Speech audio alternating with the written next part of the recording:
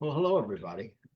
I see all my technical work. It's not, you know what? There's a lot of places that I say we have technical difficulties. Here in Facebook land, we have technical pain in the ass going on in Facebook.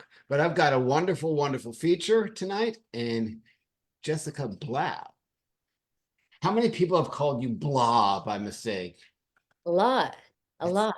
I Yeah, get Gagger, which is almost as bad as Blah. yeah. Well, it's nice to when you're somewhere where they say it properly, like Spain, because it's Catalan for blue, or Germany, but I'm hardly ever in Germany. I like Spain though. Not that I don't like Germany, just not there. But Jessica's got the perfect bio with some wonderful credits and not too wordy. So if you're Oh, really interested in her stuff, definitely go to her website. But Jessica Anya Blau was born in Boston, raised in Southern California. Her novels have been featured on the Today Show, Good Morning America, CNN and NPR, and in Cosmo, Vanity Fair, In Style, Country Living, Bust, Time Out, Parade, Oprah Summer Reads, and other national publications. Jessica's short stories and essays have been published in numerous magazines, journals, and anthologies. She co-wrote the script for Love on the Run, starring Frances Fisher and Steve Howey. She's taught writing at Johns Hopkins University and the Fashion Institute of Technology. Currently, Jessica lives in New York, and you can see in the background, smack in the middle of the Upper West Side.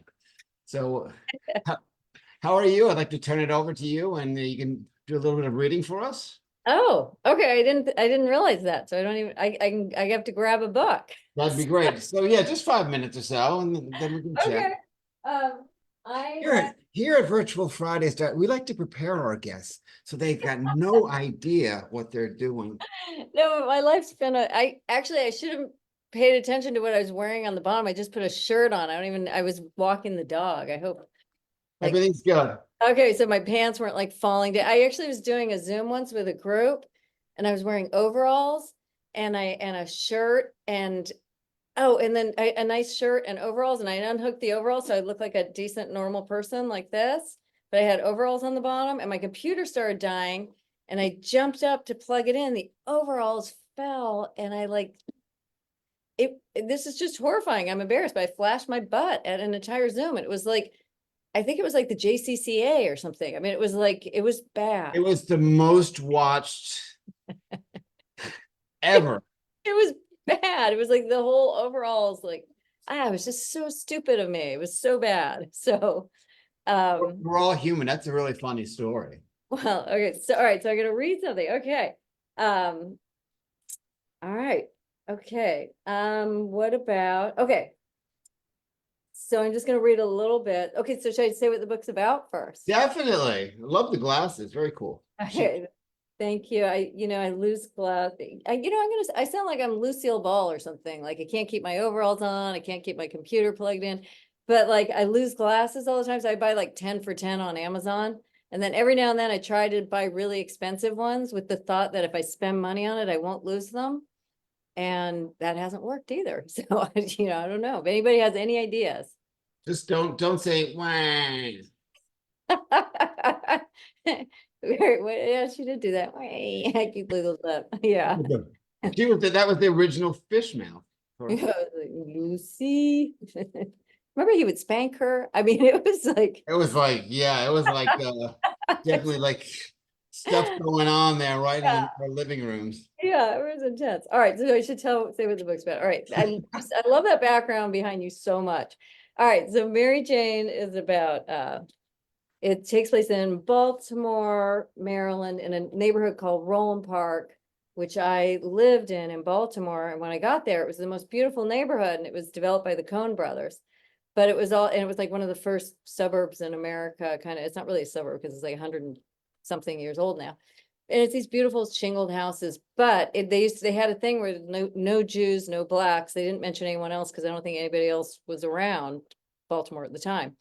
And so we moved there and I'm Jewish and people would say, oh, we didn't let Jews in, we used to not let Jews in the neighborhood. I'd be like, oh, cool. All right. Well, yeah, yay. So, so it's just kind of this beautiful neighborhood that has this strange history. So I've put the book in 1975 when they just started letting other people in the book. And the book's about 14-year-old Mary Jane, who is a nanny a summer nanny for a family down the street, but it turns out the doctor is a psychiatrist and he's housing a rock star and a movie star for the summer, hiding them in the third floor, and nobody in Baltimore knows they're there, so he can get the husband, the rock star, off drugs, which is actually a true story that somebody told me. So I met a woman at a party who was a summer nanny for a summer for this psychiatrist, and there was this world famous rock star and movie star living in the house all summer. And she told me, I promised her I wouldn't say who they were, but so I just thought that was the most incredible thing I'd ever heard. So I just had to write the story. All right, sorry, I'm gonna find something to read. So this is her first day at work. So her family is like country club family. She goes to an all-girls school. She lives in Roland Park. She hasn't met people from other neighborhoods. So she's only met people like herself. She sings in the church, which I sang with a church choir once. I love group singing and I love church singing. So I just gave her that and she loves it, and she's never going to stop no matter what. So she's a summer nanny and she's meeting people different than herself. So she goes in and she's in the kitchen. She meets Dr. Cohn and Izzy, who she's going to be taking care of. Okay, so Mrs. Cohn, and they're unlike anybody she's ever met. So Mrs. Cohn is the mother, Dr. Cohn's the father, Izzy's the daughter, Mary Jane's the nanny. Mrs. Cohn opened the door for me, smiling and holding a cup of coffee. As she closed the door behind us, she splashed coffee on the floor of the foyer. She was wearing a nightgown that came to her knees and was unbuttoned down the front, revealing just about everything. I tried not to look. They're in the kitchen. Go on in.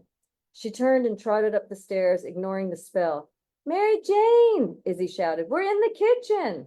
Dr. Cohn shouted as if Izzy hadn't. We're in the kitchen. In the kitchen, Izzy repeated. Coming. I couldn't bring myself to shout, so I announced myself again after I'd passed out of the living room, through the dining room, and into the kitchen. I'm here. Dr. Cohn was wearing pajama bottoms and a t-shirt. Izzy was wearing pink pajama pants and no shirt. Her taut belly sweetly popped out. I'm coloring, Izzy announced. I love coloring. I scooted in next to her on the blue cushion banquette. The window behind the kitchen table looked out into the backyard toward the garage. All right, I'm going to skip ahead about a little bit. The neighborhood, she's talking about New York City. She likes New York. What should we color? Izzy was sorting through a 6-inch high stack of coloring books. Is there a nurse in there? I asked Dr. Cohn, nodding toward the window. He has his doctor's office, his therapy office in the garage. A nurse? Who helps you with the patients? Dr. Cohn laughed. I'm a psychiatrist. I'm a medical doctor, but I just work with thoughts, addiction, obsessions. I don't deal in bodies. Oh, I wondered if my mother thought psychiatrists were as big a deal as the doctors who dealt in bodies. Bodies, Izzy said, and waved a coloring book in front of me. The human body was printed on the front. That looks cool. I gathered crayons from around the table and grouped them according to color. Let's do the penis. Izzy opened the book and started flipping through the pages. My face burned and I felt a little shaky. What color are you going to do the penis? Dr. Cohn asked, and I almost gasped. I'd never heard an adult say penis. I'd barely heard people my age say penis. The Kellogg twins were the 2 top students in our class, and they never said words like penis. Green! Izzy stopped at a page that showed a penis and scrotum.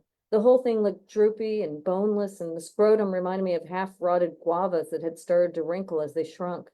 Words were printed on the side, and lines directed each word to what it was naming. This penis was larger and far more detailed than the one I'd barely glanced at on the anatomy drawing we'd been handed in sex ed class last year. In fact, upon receiving that handout, most girls took a pen and rapidly scratched over the penis so they wouldn't have to look at it.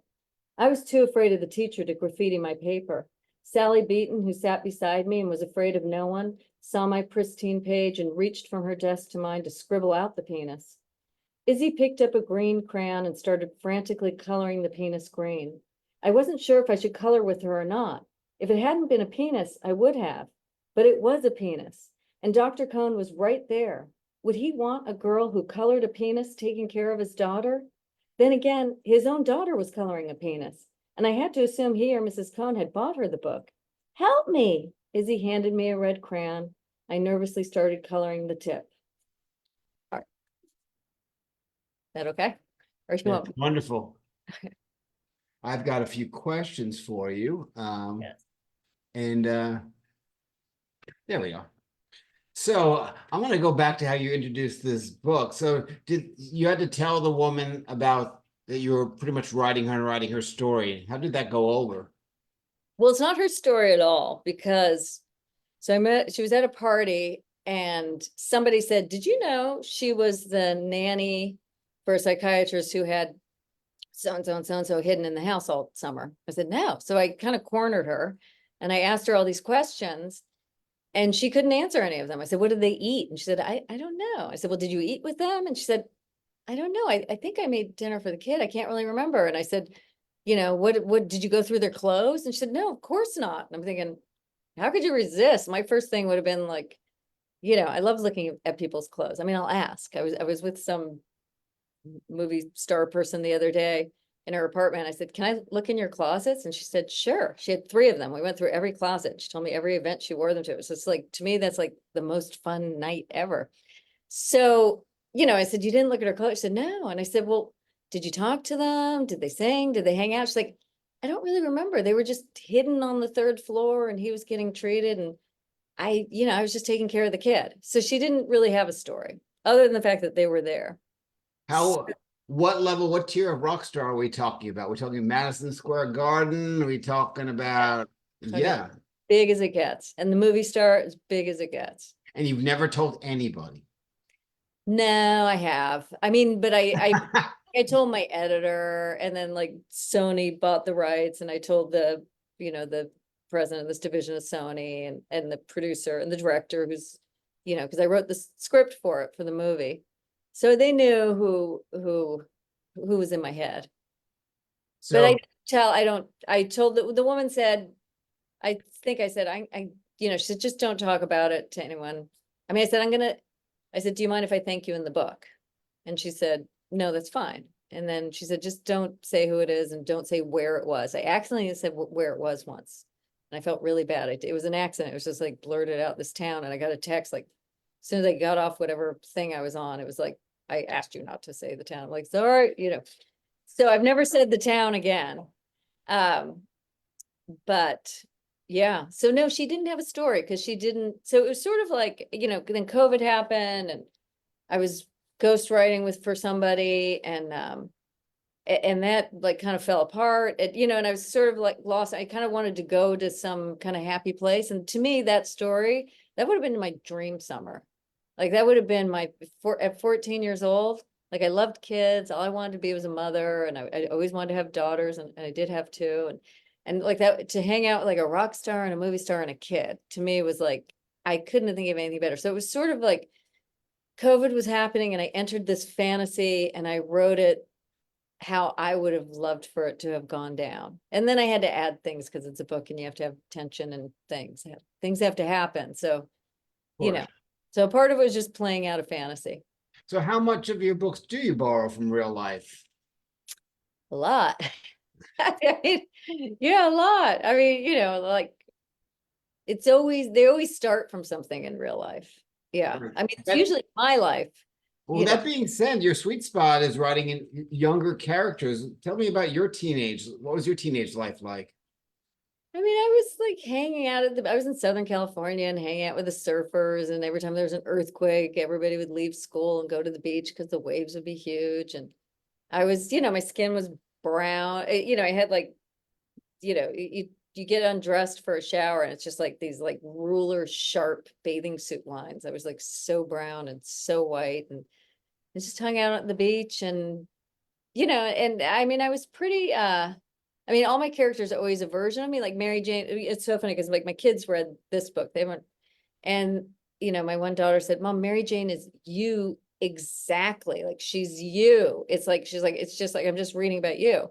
But it's like Mary Jane is a Christian girl who's a really good student who goes to a girls' school, who's never kissed a boy, who loves to cook, who sings, and she's very organized. And it's like, I was, I had a boyfriend, I was on the beach and I was tan, but it's like internally, like my daughter is recognizing my internal self, which is like, I'm, alphabetizing the books by, the poetry, the A through Z, last name, and I'm cleaning out the refrigerator, and I'm like, internally, it was entirely me. It was just, so they're all sort of me, but where I was and what I was doing was different.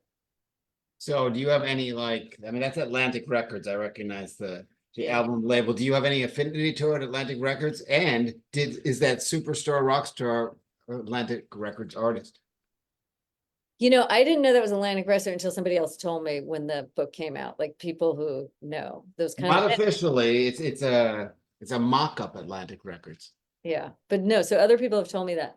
I don't know what label this person was. The rock star has since died. The movie star is still alive. So, but I don't know what, yeah. And they're both people I actually just love and have loved for decades. Like both of them. It's like, oh my God. And this woman, I'm like, you got to spend a summer with them. Like and she's like, yeah, I don't know. I didn't even talk to them. It's like, so yeah, no, I do take a lot, like Summer Naked Swim Party is my first book, came out when I was talking to Lynn Fried. I was at Bread Loaf and she was like, just rat one good sentence. And I was just remembering a childhood, like my parents and all their friends, they would swim naked and they would smoke pot. And we were always all the kids were always in bathing suits. And we were always like kind of in bathing suits playing Marco Polo. And they were always like walking around naked and getting high. And that entire book came out of a memory of sitting on the steps of a pool and watching one of my parents' friends, naked, a man, jump up and down on the diving board and suddenly fully understanding male anatomy. Like I didn't realize things were That's such a bad look on the diving board. It's terrible. No, nobody should jump on a diving board naked. So it's like, I'm like a never nude because I've seen too much. Like I just, So yeah, so anyway, that one sentence, and I gave it to Lynn Fried, who's a writer I adore. And I remember she laughed and I thought, oh, anyway, I ended up making a book just, so they all kind of started with some image or idea. Or Wonder Bread was, I accidentally was working for a cocaine dealer. Like I needed a job desperately. And this guy with this clothing store gave me this job and nobody ever came in, like ever. And he was, and then he kept exposing himself while I'm at work. And I was just like, what do you, I'm like, put it away. We got to sell clothes. And he's like, nobody comes in. What are you worried about? And I was just like, I was so confused and naive and dumb. And it turned out it was just this massive cocaine dealership. Like only guys came in, went to the back and bought, it was like Amazon boxes of Coke. I'm glad you clarified it because when you said you accidentally worked for a cocaine dealer, I thought that maybe like you were a dealer as well.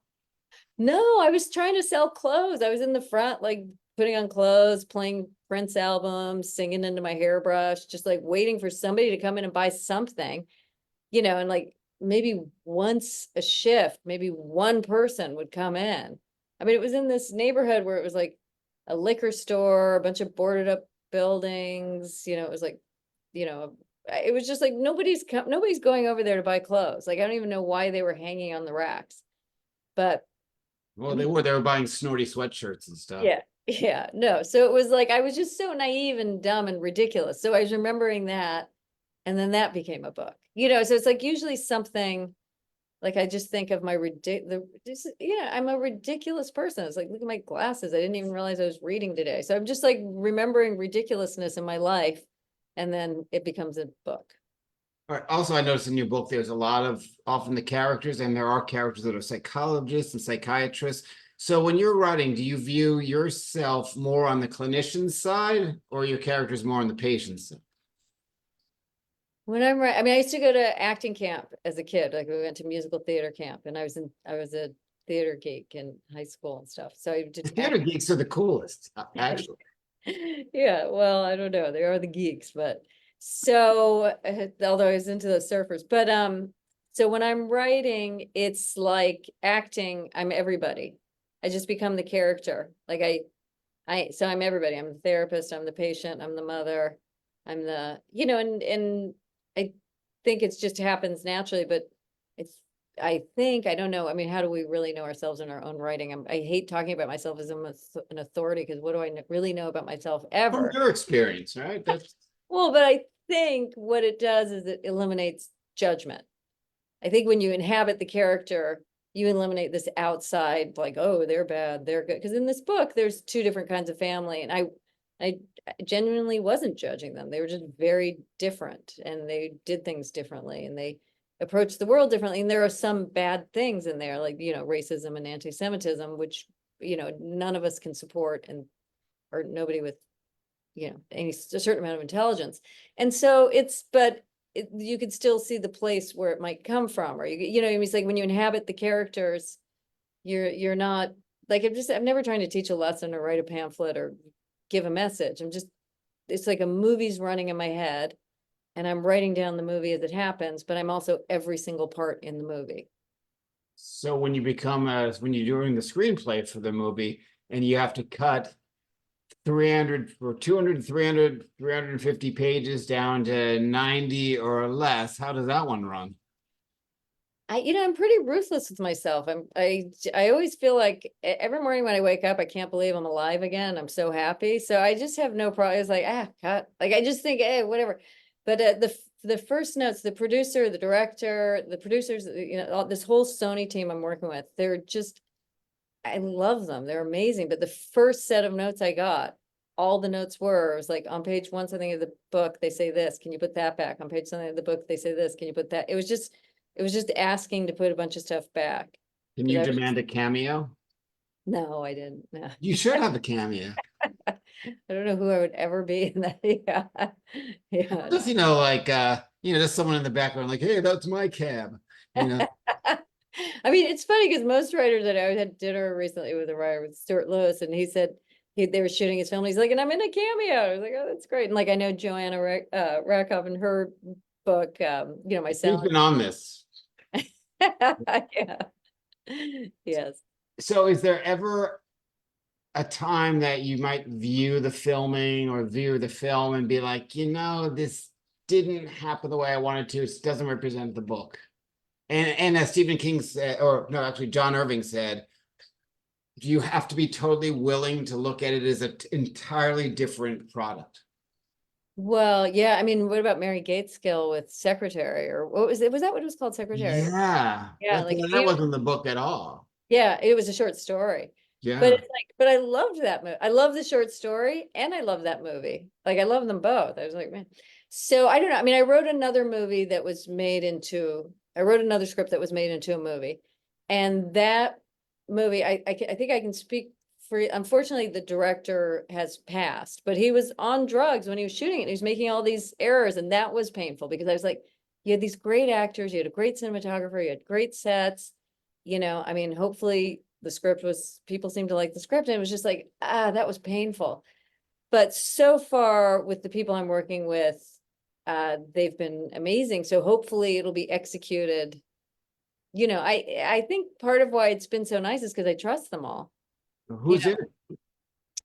Well, I don't think we can say yet because contracts are not signed. Okay. So as a teacher, you taught writing at Johns Hopkins and the Fashion Institute of Technology. What's the difference between, I looked at those institutions as totally different. As writing students, was it a different experience teaching them? Yeah, I mean, that's an interesting question. Nobody's ever asked me that, and it's true, it's so different. So, okay, so the way I teach, because it's a 3-hour, as you know, writing class is a 3-hour class. So as far as, yeah, it's a 3-hour chore that ends up, and you have your trunk of clothes and a microphone so you can sing songs. Yeah, I mean, yes. So it's a 3-hour class. I cannot sit there for 3 hours and do anything. So, I mean, the way I write, I mean, I do Pomodoro, which is 25 minutes, and then you switch your brain, and then 25 minutes and you switch your brain. So I teach the same way, but I have constructive things that we do. So when I teach a disco dance and I do yoga. So I do 25 minutes and then we put on disco music and I start teaching them a disco dance, and we practice this disco dance all semester long. Do the hustle? No, it's just this dance that I remember from it's got maybe some hustle steps in it. I usually do it to like average white band pick up the pieces, which is just a great. If we were at a party, I'd ask you to demonstrate this, but I would. I mean, you'd have to do it with me. I'd have to teach it to you. So I start teaching it to them, and that's their final exam. It's like, look, you have to, but it's like, it ends up, when I started doing it just because it's like, I'm not sitting here for 3 hours and I love to dance and I love music. So this is what we're going to do. But then I realized that when you get people to sort of lose their inhibitions and kind of come out of themselves and even be physically in a space, that helps them mentally. Like, you're working for 25 minutes and you physically do something, that your brain is in this different space and you operate different, better, I think, better and more creatively. So there's something about like kind of dropping it and dancing that allows people to create. So at Johns Hopkins, like, and I would tell, and the final exam is you have to do the entire dance beginning to end without missing a step, without me in front leading you. So we work on the dance all semester. So at Johns Hopkins, they would just be like, you know, somebody, they'd be like, so are you serious? We're really going to do this dance? Yes, we're really going to do that. And that, you know, it's like, and this is our final exam. Yeah, that's your final exam. And I am serious. And it's just like, and then when I'm teaching them, I'm just like, okay, you know, step, ball change, step, and they're just like, they get so anxious, step, ball change, you know, they want to see me after class. Excuse me, can we go over the step, ball change? And I'm like, yeah, yeah. So that was like Hopkins. And then by the end of the semester, everybody's danced an entire semester. And you know, you bring in a speaker and you turn the music up. And they're just amazing and beautiful and great. And I love them, and the Hopkins students. But the difference between the Hopkins students and the FIT students. So you get to FIT. Wait, let's go back to Hopkins for 1 second. Did anyone ever fail the course? No. Okay. Yeah, not for the dance. Okay, good. So then I go to FIT and I can dance, and they're like, we're gonna dance. And I'm like, they're like, hell yeah. And so I bring in a speaker, and some guy the next week, he's like, I got a better speaker that's bigger and louder. And I'm like, okay, great. You know, or we'd be working and somebody would be like, they're like, can we just start dancing now? And I'd be like, sure. So, and then, or they'd be like, we'd be dancing, somebody would be like, excuse me, can we add this step in here? I just want to add, like, I think if we just like hustle back, and I'd be like, sure, we'd add a step. And the FIT students, they were just, I mean, more than once, we danced near the end. And once people stayed for an hour, and we stayed for an hour after class. I mean, they've gone through a 3-hour class and we stayed for an hour dancing. And it was just like the Hopkins students all of those students are amazing. And, you know, and they open up, you know how it is. When students open up, it's like you have genuine love for them. You love them. They're like opening up and they're trying something and they're being creative and you just love them. The FIT students, it was easier for them to just go to that place right away. So that was the difference. They were all equally brilliant. And I was gonna ask you a question about, so do you consider yourself to be a good dancer, or is this just something to do? No, I don't. I mean, like, I have one of my kids is like an amazing dancer. So we'll start dancing. We put on music, we start dancing. I'm just trying to follow her. I'm just trying to keep up, you know? So it's like, you know, it's like drawing. People who can't draw at all, they'll be like, oh, you're a good artist. But anyone who could draw, I'd be like, you suck. So it's all like, you know what I mean? So for somebody who can't dance, like if you show me a step, I can do it. But people who can actually dance would be like, she sucks. So I either suck or I'm good, depending on your point of view. But I don't care because, like I said, I'm just happy that I woke up in the morning and that I'm alive. And it's like, and dancing is fun and music is great. And what's better than listening to music and dancing with people? Like nothing. It's like a shared experience. Now, are you a musician at all, or? No, I'm terrible. My mother was amazing. She could pick up any instrument and just play. I mean, so there were instruments all, you know, piano and everything, violin, whatever. There were instruments all over the house, but I wasn't one of the kids who could do it. So no. When you first started writing, who did you model yourself after? And do you still model yourself after anybody now? I don't think I modeled myself after anyone. I didn't consciously model myself after anyone. I mean, I was always a reader and I was always reading and reading and reading and reading. And I think, I mean, if I can think about who I was reading around the time I was writing. I remember I read all of Ann Tyler's books when I started writing, and I just thought, this woman is, I don't know who she is, but she's amazing. Like, I love this woman. And at the same time, I also had read all of Kundera's books. You know, it was like, who is this guy and where is Prague? How do I get there? So, you know, I mean, so I remember what I was reading when I started writing. You have a lot of really interesting writing experience and writing across genres. Tell me a little bit about the Unexpected Spy. You wrote that with someone else, Tracy Walder.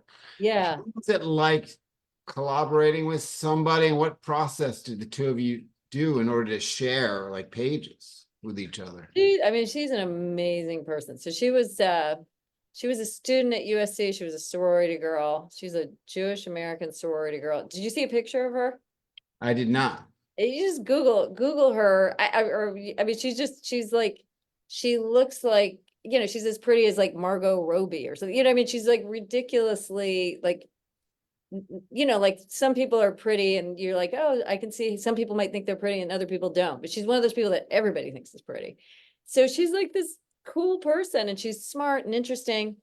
And she was, you know, she was an undercover operative in the CIA and she was overseas and she was in the drone program in the room with Bush and Cheney and Condoleezza Rice. And she, you know, she did all this cool, well, do this one. I don't like the pictures. Do the one on that one. Like, Which yeah, one? This one? that one right there. No, not that one. Good. No, that one's, I hate that one. She's so beautiful. I hate that picture. Do the one where she's like at an angle. Or there's one with her do Tracy Walder sorority. And I think there's a picture of her showing like a automatic weapon. All right, And all right. I have to reshare it because the silly Zoom bar was over the back button. oh, okay. Yeah. Technology is Yeah. all right, Yeah. so let me see Tracy if I can Walder find it. images and look for her holding a machine gun or whatever, Oh, AK. I found it. Yeah, I mean, and so this is who she was when she was recruited for the CIA. And she went undercover. She was in the drone program and she was telling the White House, there she is. I mean, how ridiculous is that? And Oh, she's, we have to sign up for debrief. and she's really smart and she's funny and she's great. So she was just like, and she's in the drone program and then she's overseas undercover, you know, she has an alias and she has this fake name and she's got all her dry cleaning tags and fake gym membership. You know, she has this full alias and she's riding in cars and all these things are happening. But, and so she's really smart and she shut down terrorist plots. She was all over the Middle East and North Africa and she tracked terrorists and I don't even know how many people are alive today, tens of thousands, hundreds of thousands of people alive because she tracked down these terrorist plots and shut these guys down. I mean, she's just amazing. She went to poison school to learn how to make poisons to kill everybody. This is a TV series besides An Amazing Life, Yeah, well, right? yeah, I think Netflix, optioned it. But so she's just amazing. So the only thing about her is she never realized what was interesting. So she'd be telling me something, we'd be talking, like we would just hang out together and she would talk and I'd say, tell me about when you're in the CIA redacted everywhere she was. I'm not allowed to say the places, but think Middle East. Tell me Yeah. when you're in blah, what happened. She started, and she's telling me that I'm kind of typing. Da, da, da. And she's like, but you know, that was the day that bomb blew up and that woman died on top of me. And, but you know, but then and she starts talking about like groceries or something. And I was like, okay, a bomb blew up. And she's like, oh, didn't I tell you that? I was like, no. Okay, but let's talk about that. Like she just didn't, she didn't real understand where her story was. And she had so much interesting stuff and she couldn't see it. She was just seeing herself, you know, going to work and doing the stuff. So we would talk, I would write it up, then she would go on the document. We did a Google Doc. She'd go on the document and she'd clarify and add details and write more. And then I'd write it again. And we just shared the doc and sometimes we'd be on it together. Have you ever worked on a Google Doc with Oh somebody? yeah. You see their little dot like going all over the place? Sometimes you can't delete fast enough for the other person deletes. Right, and they're like on there, and then also they're moving the pages, so the document's going up, and you're like, what, you know. So we would spend time together, and we would spend time on this, and she was great. She was the easiest. So I've ghostwritten before. She's the only person I ghostwrote who said, I don't want to pretend I just sat down and did this. Let's put your name on the book too. I mean, it's the only That's person because awesome. There's so much ego out there. That's amazing. yeah, she was amazing. I mean, she is amazing still to this day. So Yeah. what you working on now besides Well, I turned a book into my editor like May 1st, and I've been sitting here thinking, God, I hope she likes it. And I haven't heard a word. And I'm thinking, just today she wrote, oh, I love it. It's great. I'm sitting. I'm like, oh, thank God. Because yeah, I mean, you know how it is. It doesn't matter yeah. how many things you've written, you just don't know until you know.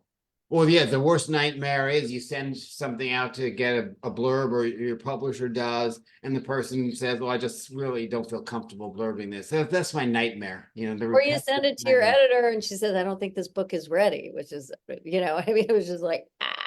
I've done, yeah, okay. Yeah, so it's like, you're never, I don't know who ever feels safe and comfortable. Stephen King, maybe, I guess. But I don't think Stephen King feels safe and comfortable anywhere. You think, yeah, okay, who feels safe and comfortable with their right? Like who writes something, hands it to their editor or publisher or somebody and thinks that now that's, can't wait to, and isn't worried that it's gonna be rejected or Exactly. What about well, do you have a special reader or a special editor that you just kind of know gets you, so that way you don't have to worry about the rejection part? They can actually be honest with you, like, this is not your yeah. strong part. Well, I mean, it's my editor. I mean, I'll send her a draft. Like, I mean, so I did send her a book like maybe a year and a half ago, and she's like, she said, that short story you wrote, and, because she remembers everything. I said, yeah, it was published somewhere.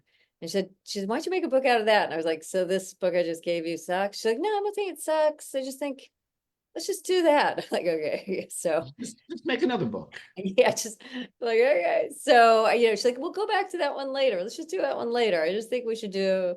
So, but so This delicious lasagna is great, but can you go back to the kitchen and do a beef Wellington, please? I kind of want a quesadilla. So it's kind of the only food I can make, to tell you the truth. So, yeah. So anyway, yes. So it's Kate, my editor, is my best reader because she totally gets me. It's like there's nothing.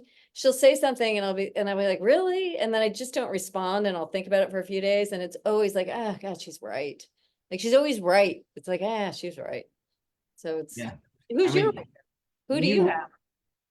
Well, you know what? Once I turn that thing off, we'll talk a little bit. But Okay. no, I'm looking for a publisher for my novel, and I have another book of poetry coming out shortly. But do you have good readers before you Oh, send? I've got some great readers, and it's really, really, it's so helpful when someone gets your stuff. Yeah. Like, do you have more than one person or you have one? I've got a few. Yeah. Yeah. Yeah. I mean, I'm kind of down to like, I used to have a few and then things have shifted and it's sort of like, it's just Kate is the most direct and the fastest and the easiest. So. Thank you so much for being my guest, and it was really fun chatting. Thank you. Thank you Yeah. for having me. So I guess is that your way of saying see ya? Oh, we can talk. I mean, No, I just didn't know. forever. I have no sense of time, so I didn't know we're done. Well, yeah, I mean, my spectrumy stuff, I really don't know how to end conversations. Oh, okay, yeah, because Like that people was are like, they abrupt. call me on the phone. They're like, Tim, sometimes you just hang up. I said, weren't we done? I didn't know. That was kind of abrupt. I gotta not to critique you. You've been wonderful. I give you an A+, except for your sign off was just like very abrupt. So yes. Yeah, we're yucking up. Hey, all right, it's time to go. Thanks. Yeah, you're like, thank you. I was like, oh, you're welcome. Bye. So I'm glad you didn't just click me off though. So thank you for not just shutting me out to black. Not at all. So anyway, folks that are watching on the stream, thanks for watching. And I'll be back in 3 weeks with Gregory Wollos. So thank you so much, Jessica Blau. Thank you. Oh, wait, can I tell you one thing? Of course. I just had dinner with Julia Claiborne. She wrote Be Frank with Me and Better Luck Next Time. And she's so amazing. And I love her books. And I told her I was going to be talking to you. And then she said, oh, I want to talk to him. So anyway, I'm just telling you that she's amazing. And I love her books. Have her contact me. I'll get her on in the fall. Okay. Yeah. You'd love her. She's funny. She's got a Southern accent. Oh, I love that. Yeah, me too.